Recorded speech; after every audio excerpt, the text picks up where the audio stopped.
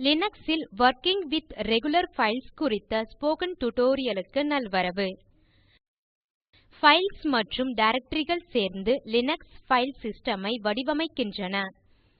ஏற்கனவே முன் டியூட்டோரியல் ல் டைரக்டரிகளுடன் வேலை செய்வதைக் கண்டோம். அதை இந்த வெப்சைட் ல் காணலாம். இந்த டியூட்டோரியல் ல் ரெகுலர் ஃபைல்ஸ் ஐ கையாளுவதை பார்க்கலாம். ஏற்கனவே ஒரு டியூட்டோரியல் ல் கேட் கமாண்ட் ஐ பயன்படுத்தி ஃபைல் ஐ உருவாக்குவதை பார்த்திருக்கிறோம். தகவல்களுக்கு இந்த வெப்சைட் ஐ காணவும். ஓரிடத்தில் இருந்து மற்றொரு இடத்திற்கு ஃபைல் ஐ பிரதி எடுப்பதை பார்க்கலாம். அதற்கு சிபி கமாண்ட் உள்ளது. அந்த கமாண்ட் ன் பயன்பாட்டை பார்க்கலாம். ஒரு ஃபைல் ஐ பிரதி எடுக்க டைப் செய்க சிபி ஸ்பேஸ் ஒன்று அல்லது மேற்பட்ட ஆப்ஷன் ஸ்பேஸ் சோர்ஸ் ஃபைல் ன் பெயர் ஸ்பேஸ் டெஸ்டினேஷன் ஃபைல் ன் பெயர். ஒரே நேரத்தில் ஒன்றுக்கும் மேற்பட்ட ஃபைல்களை பிரதி எடுக்க எழுதுவோம் சிபி ஸ்பேஸ் ஒன்று அல்லது அதற்கு மேற்பட்ட ஆப்ஷன் பிரதி எடுக்க விரும்பும் ஃபைல்களின் சோர்ஸ் ன் பெயர் மற்றும் அந்த ஃபைல்ஸ் பிரதி எடுக்கப்பட வேண்டிய டெஸ்டினேஷன் டைரக்டரி ன் பெயர். ஒரு உதாரணத்தை பார்க்கலாம். டெர்மினல் ஐ திறப்போம். ஹோம் டைரக்டரி ல் டெஸ்ட்1 என்ற ஃபைல் ஐ ஏற்கனவே வைத்துள்ளோம். டெஸ்ட்1 ல் உள்ளதை பார்க்க டைப் செய்வோம் கேட் ஸ்பேஸ் டெஸ்ட்1 Enter ஐ அழுத்தவும். நாம் டெஸ்ட்1 ல் பார்க்கும் உள்ளடக்கத்தை டெஸ்ட்2 என்ற ஃபைல் க்கு பிரதி எடுக்க எழுதுவோம் CP space test one space test two Enter ஐ அழுத்தவும். இப்போது ஃபைல் பிரதி எடுக்கப்படுகிறது. டெஸ்ட்2 என்ற ஃபைல் இல்லையானால் முதலில் அது உருவாக்கப்படுகிறது. பிறகு டெஸ்ட்1 ன் உள்ளடக்கம் அதனுள் ஒட்டப்படுகிறது. ஏற்கனவே அந்த ஃபைல் இருந்தால் அது ஓவர்விரைட் செய்யப்படுகிறது. பிரதி எடுத்த ஃபைல் ஐ காண கேட் ஸ்பேஸ் டெஸ்ட்2 Enter செய்க. உங்களால் டிஃபரண்ட் டைரக்டரிஸ் ல் இருந்தும் ஃபைல்களை பிரதி எடுக்க முடியும். உதாரணமாக டைப் செய்க CP space /home /anirban /arc /demo1 space /home /anirban /demo2 Enter செய்க. இது என்ன செய்கிறது எனில் ஃபைல் டெமோ1 ஐ source directory /home /anirban /arc ல் இருந்து டெஸ்டினேஷன் டைரக்டரி /home /anirban ன் ஃபைல் டெமோ2 க்கு பிரதி எடுக்கிறது. டெமோ2 அங்கிருக்கிறது என காண டைப் செய்க ls space /home /anirban Enter செய்க. டெமோ2 இருப்பதைக் காணலாம். ஸ்க்ரீன் ஐ கிளியர் செய்வோம். அந்த ஃபைல் அதே பெயரில் டெஸ்டினேஷன் டைரக்டரி ல் வேண்டுமென்றால் ஃபைல் பெயரை குறிப்பிடாமல் இருக்கலாம். உதாரணமாக டைப் செய்க CP space /home /anirban /arc /demo1 space /home /anirban Enter செய்க. இது மீண்டும் /home /anirban /arc டைரக்டரியில் இருக்கும் பைல் டெமோ1 ஐ /home/anirban டைரக்டரிக்கு டெமோ1 என்ற பெயரிலேயே பிரதி எடுக்கும். முன்போல டெமோ1 ஐ பார்க்க டைப் செய்க எல்எஸ் /home/anirban. Enter செய்க. டெமோ1 பைல் இருப்பதை பார்க்கலாம். மீண்டும் ஸ்க்ரீன் ஐ கிளியர் செய்வோம். மற்றொரு உதாரணம் டெஸ்டினேஷன் பைல் நேம் கொடுக்க தேவையில்லாத போது ஒன்றுக்கும் மேற்பட்ட பைல்களை பிரதி எடுத்தல். நாம் 3 பைல்கள் டெஸ்ட்1 டெஸ்ட்2 டெஸ்ட்3 என ஹோம் டைரக்டரியில் வைத்திருப்பதாக கொள்வோம். டைப் செய்வோம் CP test one test two test three /home/anirban/testdir. Enter செய்க. இது 3 பைல்களையும் டெஸ்ட்1 டெஸ்ட்2 மற்றும் டெஸ்ட்3 ஐ /home/anirban/testdir டைரக்டரிக்கு அவற்றின் பெயர்கள் மாறாமலே பிரதி எடுக்கும். இந்த பைல்கள் பிரதி எடுக்கப்பட்டதை காண டைப் செய்க எல்எஸ் /home/anirban/testdir. Enter செய்க. டெஸ்ட்1 டெஸ்ட்2 மற்றும் டெஸ்ட்3 இந்த டைரக்டரியில் இருப்பதை காணலாம். சிபி க்கு நிறைய ஆப்ஷன்கள் உள்ளன. இங்கே அவற்றில் மிக முக்கியமானவற்றை பார்க்கலாம். முதலில் ஸ்லைடுகளுக்கு செல்லலாம்.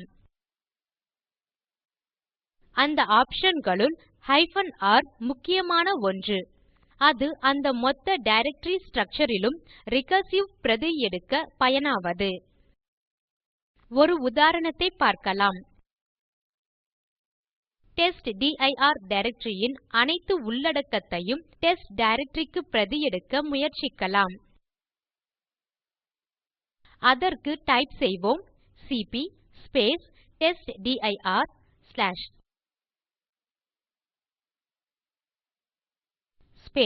டெஸ்ட். Enter செய்வோம். நீங்கள் ஆட்புட் மெசேஜ் ஐ பார்க்கலாம். வழக்கமாக சில உள்ளடக்கத்தை வைத்திருக்கும் டைரக்டரி ஐ சிபி கமாண்ட் பயன்படுத்தி பிரதி எடுக்க முடியாது. ஆனால் -r ஆப்ஷன் ஐ பயன்படுத்தி செய்யலாம். இப்போது டைப் செய்வோம் CP -r testdir test. Enter செய்க. இப்போது பிரதி எடுக்கப்பட்ட டைரக்டரி ஐ காண டைப் செய்க எல்எஸ். Enter செய்க.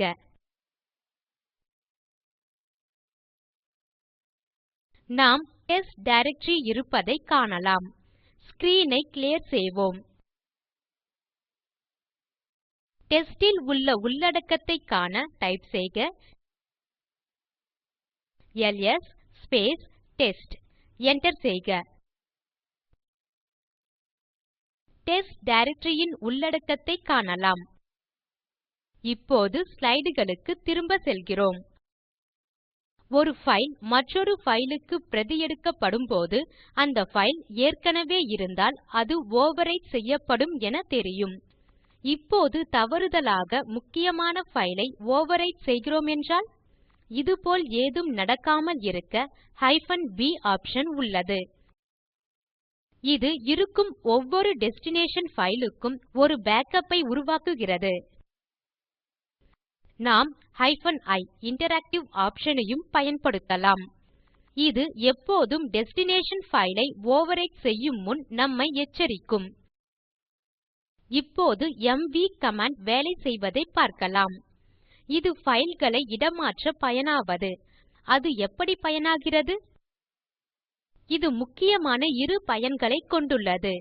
இது ஒரு ஃபைல் அல்லது டைரக்டரி ஐ ரினேம் செய்ய பயனாகிறது. ஒரு குரூப் ஒஃப் ஃபைல்ஸ் ஐ மற்றொரு டைரக்டரி க்கு மாற்றவும் பயனாகிறது. எம்வி நாம் ஏற்கனவே பார்த்த CP போலவேதான்.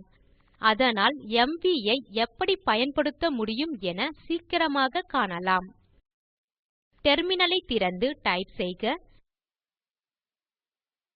MV test one test two Enter செய்க. இது ஏற்கனவே ஹோம் டைரக்டரி ல் உள்ள பைல் டெஸ்ட்1 ஐ டெஸ்ட்2 என மாற்றும். டெஸ்ட்2 ஏற்கனவே இருந்தால் அது ஓவர்விரைட் செய்யப்படும்.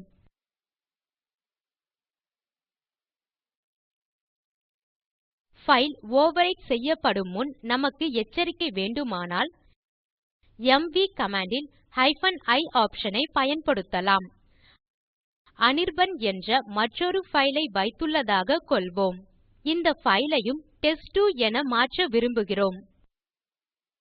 டைப் செய்வோம் MV -i Anirban test two Enter செய்க. நாம் பார்ப்பது போல ஒரு எச்சரிக்கை கொடுத்து டெஸ்ட்2 ஓவர்விரைட் செய்யப்பட வேண்டுமா என கேட்கிறது. ய் ஐ அழுத்தி Enter ஐ அழுத்தினால் அந்த பைல் ஓவர்விரைட் செய்யப்படும். சிபி போல எம்வி ஐயும் ஒன்றுக்கும் மேற்பட்ட fileகளுடன் பயன்படுத்தலாம். ஆனால் இங்கே டெஸ்டினேஷன் ஒரு டைரக்டரி ஆக இருக்க வேண்டும். தொடர்வதற்கு முன்னால் ஸ்க்ரீன் ஐ கிளியர் செய்வோம். abc.txt poptxt மற்றும் pushடிஎக்ஸ்டி என 3 fileகளை ஹோம் டைரக்டரி ல் வைத்திருப்பதாக கொள்வோம். அவை இருப்பதை காண டைப் செய்க எல்எஸ். Enter செய்க. இங்கே fileகள் poptxt pushடிஎக்ஸ்டி மற்றும் abc.txt உள்ளன. ஸ்க்ரீன் ஐ கிளியர் செய்வோம்.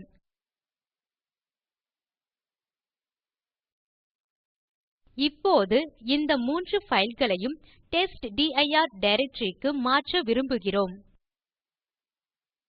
அதற்கு டைப் செய்க எம்வி abc.txt poptxt pushடிஎக்ஸ்டி டெஸ்டினேஷன் போல்டர் ன் பெயர் டெஸ்ட்டிர். Enter செய்க. அவற்றை பார்க்க டைப் செய்க எல்எஸ் டெஸ்ட்டிர். Enter செய்க. ஏபிசி பாப் மற்றும் pushடிஎக்ஸ்டி fileகளை நீங்கள் பார்க்கலாம். எம்வி ன் சில ஆப்ஷன்களை பார்க்கலாம். முதலில் ஸ்லைடுகளுக்கு திரும்ப போகலாம். பிறகு எம்வி கமாண்ட் உடன் இருக்கும் -b அல்லது -backup ஆப்ஷன் டெஸ்டினேஷன் ல் ஒவ்வொரு பைல் ஐயும் ஓவர்விரைட் செய்யப்படும் முன் பேக்கப் எடுக்கும். நாம் ஏற்கனவே பார்த்த எந்த டெஸ்டினேஷன் பைல் ஐயும் ஓவர்விரைட் செய்யும் முன் -i ஆப்ஷன் நம்மை எச்சரிக்கும். அடுத்து ராம் கமாண்ட்.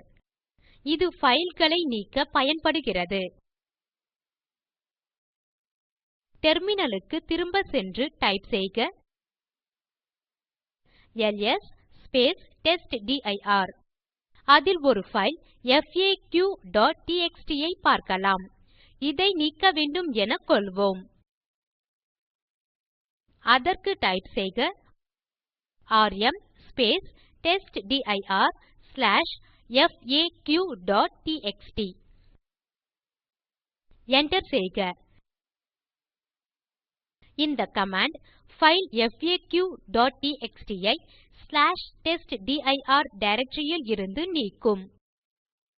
உண்மையில் அந்த பைல் நீக்கப்பட்டதா இல்லையா என பார்க்க மீண்டும் அழுத்தவும் எல்எஸ் டெஸ்ட்டிர்.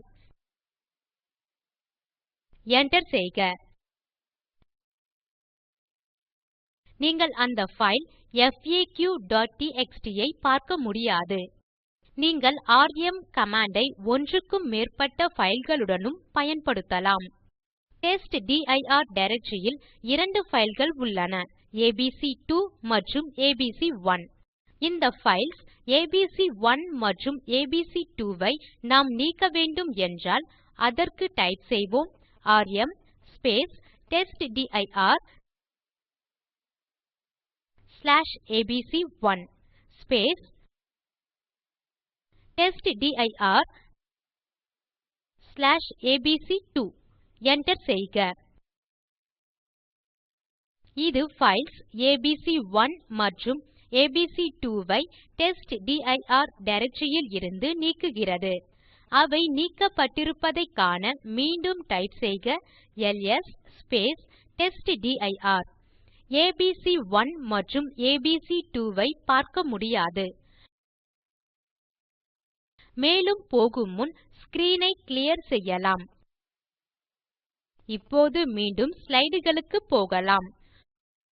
சுருங்க சொல்ல நாம் கற்றது ஒரே ஒரு பைல் ஐ நீக்க எழுதுவது ராம் மற்றும் பைல் ன் பெயர். ஒன்றுக்கும் மேற்பட்ட fileகளை நீக்க எழுதுவது ராம் மற்றும் நீக்க வேண்டிய fileகளின் பெயர். இப்போது ராம் கமாண்ட் ன் சில ஆப்ஷன் களை பார்க்கலாம். சில சமயம் பாதுகாக்கப்பட்ட பைல் ஐ ராம் கமாண்ட் ஆல் நீக்க முடியாது. அப்போது அந்த பைல் ஐ கட்டாயப்படுத்தி நீக்க -f ஆப்ஷன் ஐ நாம் பயன்படுத்தலாம். மற்றொரு பொதுவான ஆப்ஷன் -r. இந்த ஆப்ஷன் எங்கே பயனுள்ளதாக இருக்கிறது என பார்க்கலாம். டெர்மினலுக்கு திரும்ப போகலாம். ராம் கமாண்ட் ஐ வழக்கமாக டைரக்டரிகளை நீக்க பயன்படுத்துவதில்லை. அதற்கு பயனாவது ராம்தீர் கமாண்ட். ஆனால் ராம்தீர் கமாண்ட் ஒரு டைரக்டரி காலியாக இருந்தால் மட்டுமே நீக்கும். அதிக சப்டைரக்டரிகளையும் fileகளையும் கொண்ட டைரக்டரி ஐ நீக்க வேண்டுமானால் அதற்கு ராம் கமாண்ட் ஐ முயற்சிக்கலாம். டைப் செய்வோம் ராம் மற்றும் நாம் நீக்க விரும்பும் டைரக்டரி டெஸ்ட்டிர். Enter செய்க. ராம் கமாண்ட் ஐ டெஸ்ட்டிர் டைரக்டரி ஐ நீக்க பயன்படுத்த முடியாது என்ற ஆட்புட் மெசேஜ் ஐ பார்க்கலாம். ஆனால் -r மற்றும் -f ஆப்ஷன் களை சேர்த்தோமேயானால் அதை நீக்க முடியும். Ram -rf testdir. Enter செய்க.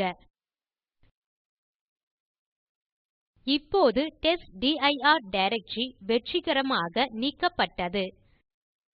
இப்போது ஸ்லைடுகளுக்கு திரும்பச் சென்று அடுத்த கமாண்ட் ஐ பார்க்கலாம். CMP command. சில சமயம் 2 fileகளும் ஒன்றா என சோதிக்க வேண்டியிருக்கும். அப்படியானால் அவற்றில் ஒன்றை நீக்கலாம். கடைசி பதிப்பில் இருந்து அந்த பைல் மாற்றப்பட்டுள்ளதா என பார்க்கவும் விரும்பலாம். இவற்றுக்காகவும் மற்றும் பல காரணங்களுக்காகவும் சிஎம்பி கமாண்ட் ஐ பயன்படுத்தலாம். இது 2 fileகளையும் பைட் வாரியாக ஒப்பிடுகிறது. பைல்1 மற்றும் பைல்2 ஐ ஒப்பிட எழுதுவோம் சிஎம்பி பைல்1 பைல்2. 2 fileகளின் உள்ளடக்கங்கள் ஒத்திருந்தால் மெசேஜ் ஏதும் காட்டப்படாது. ப்ராம்ப்ட் அச்சடிக்கப்படும். உள்ளடக்கங்களில் ஏதேனும் வேறுபாடு இருந்தால் முதல் வேறுபாட்டின் இடம் டெர்மினலில் அச்சிடப்படும்.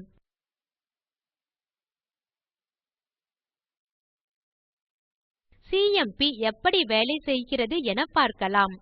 ஹோம் டைரக்டரி ல் சாம்பிள்1 மற்றும் சாம்பிள்2 என 2 fileகள் வைத்திருக்கிறோம். அவற்றினுள் இருப்பதை காணலாம். Gate sample one. Enter செய்க. இது "This is a Linux file to test the CMP command" என்ற டெக்ஸ்ட் ஐ வைத்துள்ளது. மற்றொரு பைல் சாம்பிள்2 டெக்ஸ்ட் ஐ வைத்திருக்கும். அதை காண கேட் சாம்பிள்2. Enter செய்க. இது வைத்திருக்கும் text "This is a Unix file to test the CMP command". இப்போது இந்த இரண்டு fileகளுக்கும் சிஎம்பி கமாண்ட் ஐ பயன்படுத்தலாம். எழுதுவோம் சிஎம்பி சாம்பிள்1 சாம்பிள்2.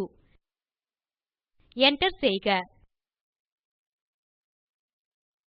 சாம்பிள்1 மற்றும் சாம்பிள்2 fileகளுக்கு இடையே சுட்டிக்காட்டப்பட்ட முதல் வேறுபாட்டை பார்க்கலாம். மேலே போகும் முன் ஸ்க்ரீன் ஐ கிளியர் செய்யலாம். அடுத்து நாம் பார்க்கப்போகும் கமாண்ட் டபில்யுசி. இந்த கமாண்ட் ஒரு ஃபைல் இன் வரிகள், வார்த்தைகள் மற்றும் எழுத்துக்களின் எண்ணிக்கையை காட்ட பயன்படுகிறது. சாம்பிள்3 என்ற ஃபைல் ஐ நம் ஹோம் டைரக்டரி ல் வைத்துள்ளோம். இதன் உள்ளடக்கத்தை காணலாம். டைப் செய்க கேட் சாம்பிள்3. Enter செய்க. இது சாம்பிள்3 ஃபைல் இன் உள்ளடக்கம். இப்போது இந்த ஃபைல் இல் டபில்யுசி கமாண்ட் ஐ பயன்படுத்தலாம். அதற்கு எழுதுவோம் டபில்யுசி சாம்பிள்3. Enter செய்க.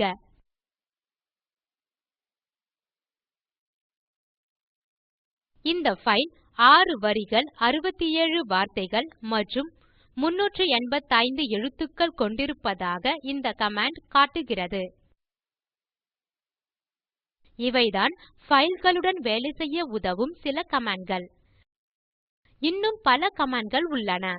மேலும் நாம் பார்த்தது போல ஒவ்வொரு கமாண்ட் உம் பல ஆப்ஷன்களை வைத்துள்ளன. மேன் கமாண்ட் ஐ பயன்படுத்தி அவற்றை மேலும் பார்க்க பரிந்துரைக்கிறேன்.